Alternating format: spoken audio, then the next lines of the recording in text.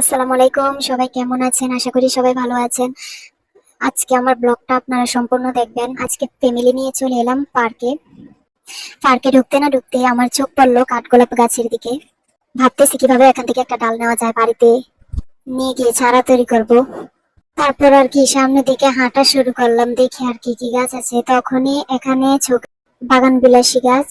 তারপর সামনের দিকে এগোতে না এগোতে দেখি খেজুর গাছে অনেক খেজুর পেকে আছে। খেজুর গাছের নিচের দিকে তাকিয়ে দেখি পত্তলিকা গাছ। এখান থেকে তো আমি আজকে ডাল নিয়ে যাব, অনেকগুলা ঢাল ভেঙে নিয়ে যাব। যে ভাবনা সেই কাজে অনেকগুলা ঢাল কেটে নিয়েছি, দেখতে ঠিক এরকম হবে। তারপর ঘুরতে ঘুরতে সন্ধ্যা নেমে এলো।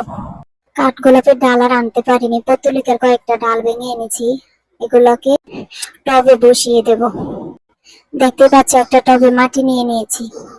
এবার কি করব, ভালোভাবে পত্তলিকা গাছগুলোকে বসিয়ে দেব। এই যে আমার বসানো কমপ্লিট। এবার এভাবেই রেখে দেব।